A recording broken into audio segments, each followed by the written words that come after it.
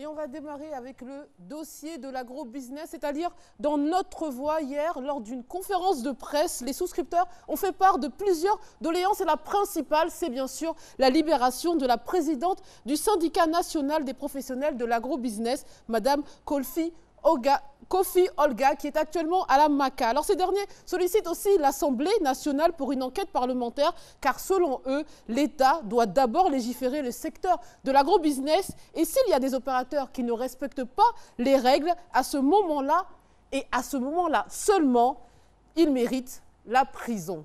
On change de sujet, on va s'intéresser à la politique politicienne dans l'Inter. 3 jours après l'appel de Daoukro, pour ne pas dire la rencontre de Daoukro entre Daniel Kablan-Duncan et Henri Konan Bédié, des cadres du plus vieux parti de Côte d'Ivoire sont montés au créneau pour prendre position. Et c'est par la voix de Pascal Brou qui nous disent que le PDCI ne peut plus s'enfermer dans une alliance dans laquelle ses militants ne trouvent pas leur compte. Et pour eux, le parti doit s'organiser dans une logique de reconquête du pouvoir pour toutes les élections générales en 2020 dans un esprit démocratique. Car pour le cercle de réflexion des cadres du PDCI-RDA, le RHDP n'a plus son sens dans le contexte présent où trahison, ingratitude et méchanceté sont les mots d'ordre. Comme quoi, la politique, c'est comme la vie. Fraternité Matin, maintenant, c'est une belle moisson que vient de réaliser la section drogue de la gendarmerie nationale. Elle a saisi plus de 50 tonnes de produits pharmaceutiques non enregistrés en Côte d'Ivoire et d'une valeur de 1 milliard de francs CFA. Alors c'est dans une villa duplex que se cachait ce laboratoire clandestin de fabrication de médicaments chinois. On y trouve tout type de médicaments dans des centaines de cartons estampillés du logo du ministère de la Santé et de l'Hygiène public. Alors 8 individus ont été interpellés, mais le cerveau du réseau, M. Yu Yinfu, est toujours en cavale.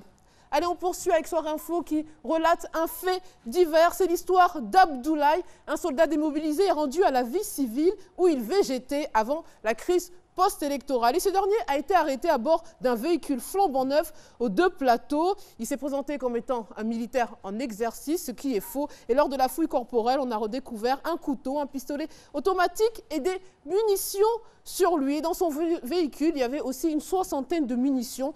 Le suspect a été conduit à la direction de la police criminelle. Allez, pour l'international, on prend la direction de l'Asie.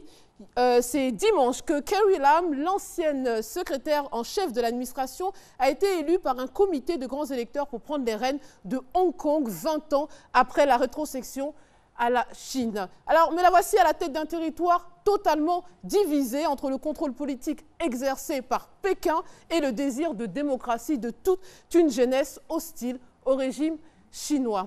Et pour finir, l'insolite, alors corriger un prof, c'est déjà bien. Alors, corriger la NASA, là, c'est la classe internationale. Et c'est l'histoire de Miles Solomon, un jeune élève britannique de 17 ans qui, dans le cadre d'un programme éducatif, analysait des données réelles liées à la Station spatiale internationale. Et les informations auxquelles il avait accès lui ont permis de relever quelques anomalies. Alors, attention, il n'a pas révolutionné aussi le domaine de l'astronomie, mais il a donné une information très utile à la NASA, qui donc l'a remercié et félicité pour cette découverte. Comme quoi, on apprend toujours de plus petit que soi. Excellente journée et à demain, s'il plaît à Dieu.